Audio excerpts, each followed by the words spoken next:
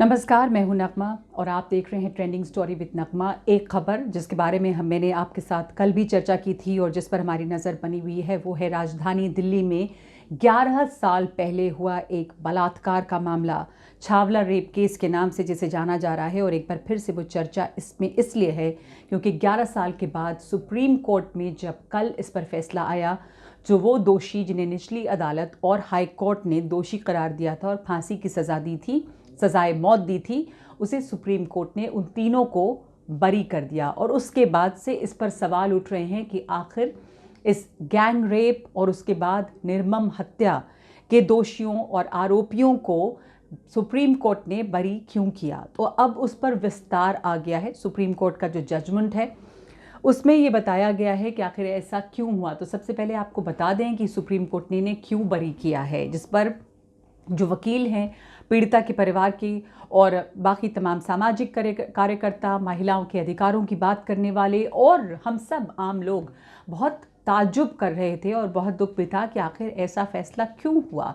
तो supreme court का ये कहना है कि इस मामले में कुछ तकनीकी गड़बड़ियां हुई हैं, यानी कि जब डीएनए सैंपल लिया गया तो उसे पुलिस कस्टडी में 11 दिनों तक रखा गया बिना किसी प्रोटेक्शन के।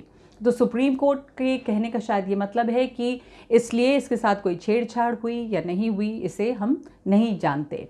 दूसरी बात ये भी कही जा रही है कि इसमें जो गवाह हैं जिनसे पूछताछ की गई है, 49 गवाह लोगों से बातचीत हुई है, उनमें से कई लोगों को क्रॉस एग्जामिन नहीं किया गया है, यानी कि उनसे ठीक तरह से पूरी पूछताछ नहीं हुई है। और इसके अलावा एक और बात ये है कि अभियुक्त जो सुप्रीम कोर्ट ने ये कहा है कि इसके साथ साथ ये जो दोषी हैं इनको पूरी तरह से निष्पक्ष सुनवाई का मौका नहीं मिला है।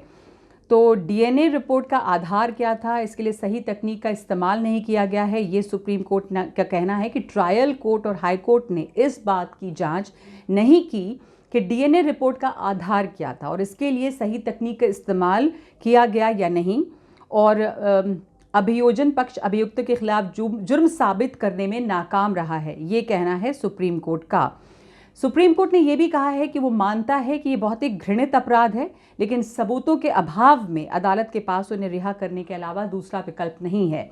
तो वो ये कह रहे हैं कि जो सर्कमस्टेंशियल एविडेंस है वो पूरी तरह से इस जुर्म को साबित नहीं करता है, इसलिए इमोशंस, भावनाओं के बिना पे वो दोषियों को सज़ा नहीं दे सकते। बहुत सारे लोग जिसमें सवाल उठा रहे थे कि ये बिल्कुल निर्भया जैसा मामला है, उसी साल का है, बल्कि 2012 में निर्भया मामले के पहले का मामला है, ये फरवरी का मामला है, 9 फरवरी 2012, जब 19 साल की ये लड़की जो उत्तराखंड की रहने वाली थी, काम करके लौट रही थी, उसी समय उसे 3 लोगों ने अगवा किया था और उसके बाद उसकी लाश जो है वो बहुत बुरी हालत में रेवाड़ी से मिली है। और ये बात साबित हुई थी कि उसके साथ टॉर्चर हुआ, बल्कि शरीर पर जो है वो बहुत ज़ख्म मिले, जलाने के, दागने के जो ज़ख्म थे और औज़ारों का इस्तेमाल किया गया था। तो ये तमाम चीज़ें थी। उसके बाद निचली अदालत, उसके बाद हाई कोर्ट में इन लोगों का दोष साबित हुआ था। हाई कोर्ट ने ये भी कहा था कि ये जो हैं वो शिकारी थे जो अपनी शिकार की तलाश में घूम रहे थे सड़कों पर, ये आरोपियों के बारे में कहा गया था। पर अब सुप्रीम कोर्ट में आने के बाद इन्हें बरी कर दिया गया है इस बिना पर।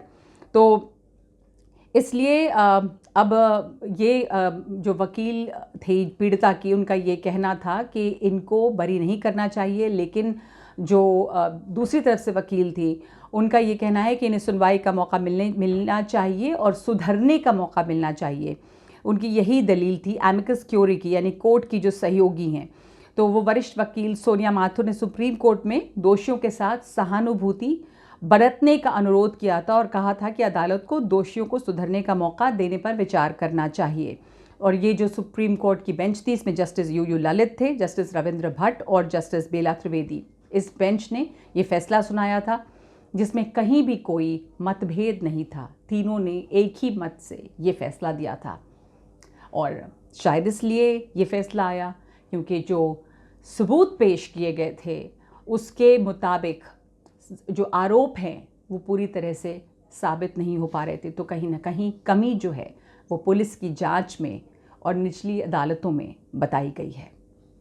लेकिन अफसोस ये है कि एक बहुत बड़ा सवाल ये छोड़ती है और परिवार के लिए जो न्याय की उम्मीद है या थी वो कुछ कमज़ोर हो गई है। हालांकि वो एक बार फिर से इसके ख़िलाफ़ अपील कर सकते हैं।